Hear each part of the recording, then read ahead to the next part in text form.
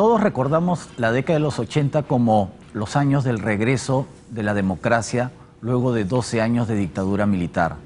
Pero también los años 80 son recordados por la subversión, la crisis económica y la crisis de los partidos políticos. Pero los 80 también nos traen algunos gratos recuerdos, como la buena música, el buen cine y de alguna manera el triunfo de los migrantes. Mi nombre es Juan Luis Orrego, bienvenidos a Tiempo Después. Yo soy Lucía de Altaus y hoy día vamos a conversar sobre los recuerdos de los 80.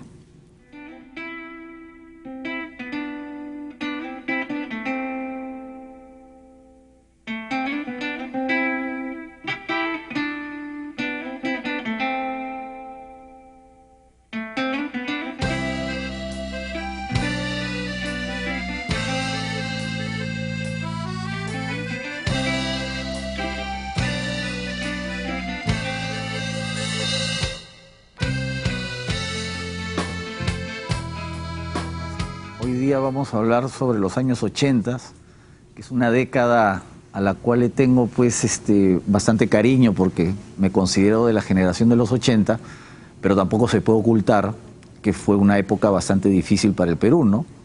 Yo recuerdo el año 1980 cuando se reinaugura la democracia luego de 12 años de dictadura militar. Muchos peruanos tenían esperanza, ¿no?, con este retorno a la vida en libertad. Pero también recuerdo el año 89, cuando estábamos dándole la vuelta, ya completando el círculo, terrorismo, hiperinflación, crisis general de los partidos políticos. Así es, sí, bueno, era muy chica en esa época, sin embargo hay muchos recuerdos como más emocionales, ¿no? Era realmente una época muy movida, ¿no? Pero interesante también, con mucho movimiento también en otros sentidos. Y justamente tenemos a dos grandes invitados que han vivido los 80s y que lo siguen viviendo de alguna otra manera, ya nos van a contar. Está con nosotros primero Miki González, que es músico. Bienvenido, Miki, gracias por estar acá. Gracias. Y nuestra otra invitada es Rosana Díaz, ella es directora de cine y escritora. Buenas noches. Gracias por la invitación. Bueno, podríamos quizás empezar hablando de los años 80, más allá que en el Perú, digamos, ¿qué sucedía a nivel mundial, a nivel de los 80? ¿Qué es lo que ustedes más recuerdan? ¿Qué es lo que les provoca ahorita comentar, ¿no?, de los 80 en el mundo? ¿Cuál ha sido el gran cambio que ustedes más recuerden? Bueno, yo estaba adolescente en los años 80, ¿no? Bueno, ya como adolescente, bueno, vives tu micromundo de tu familia y tu espacio porque estás todavía chico, ¿no? Exacto. Y bueno, para mí mis recuerdos sobre todo son de Perú y lo que estaba pasando en Perú, que por un lado una cosa terrible, ¿no?, porque una época oscura completamente, y por otro lado también la recuerdo con mucho cariño por otro tipo de razones, ¿no? Porque justamente, no sé, estás con tu familia, Era curioso porque es una época en la cual, a pesar de todo lo que pasaba, la gente creo que estaba más unida que ahora, ¿no?, por ejemplo. Y recuerdo mucho la música de los 80, para mí los 80 es la música de los 80. Sí. Y bueno, aparte de eso yo recuerdo que en el mundo era un cambio terrible de lo que fue la década anterior, ¿no? La década anterior fue toda esta era hippie, ¿no?, en la que la gente creía que puede cambiar el mundo, ¿no? Y los 80 son totalmente distintos, ¿no? O sea, es la era de Margaret Thatcher, no sé. El neoliberalismo, ¿no? Sí, Total. claro, de pronto así es en un mundo completamente diferente al de los años 70, ¿no? Que el de los 70 yo era niña y no tenía ningún tipo de criterio para evaluar la política, eso, pero luego cuando estás grande comparas, ¿no? Y lo ves en películas, lees, ¿no? Empiezas a enterarte de lo que pasaba en el mundo, ¿no? Claro. Pero para mí los 80 son entre una cosa oscura y una cosa al mismo tiempo muy entrañable, ¿no? Son una especie de amor-odio que tengo por la década, ¿no? Tú, Miki, ¿qué recuerdos de los 80? Los 80 yo era adulto, yo no era adolescente.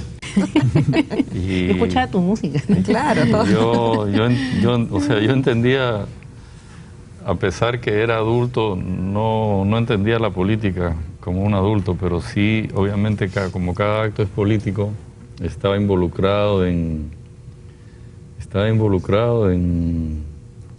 política, pero era muy gracioso porque jamás había leído Marx, Engels, no. Cuando fui a la universidad dejé los estudios de arquitectura y luego me hice músico, pero después de un tiempo no sabía muy bien qué quería hacer con mi vida hasta los 24, 25, adulto. Y sí, fue muy gracioso porque yo había venido de estudiar, me fui en el 79 a estudiar jazz a Boston, porque como había decidido ser músico y quería ser profesional y ganarme la vida, mi papá me ayudó, me financió que vaya a estudiar a una escuela de jazz. Entonces, a la vuelta, mi perspectiva había cambiado. Yo no oía rock en los 70. En los 80 sí me interesé en el rock.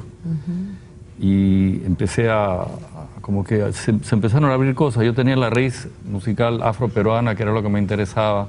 Había estudiado jazz, pero aquí ya en Perú empecé a hacer letras políticas. Me invitó Tania Libertad a un evento de la Nueva Canción en Ecuador. Y el movimiento de Nueva Canción, bueno, la estrella era Silvio Rodríguez y a la par estaba Mercedes Sosa, y que había invitado a León Gieco.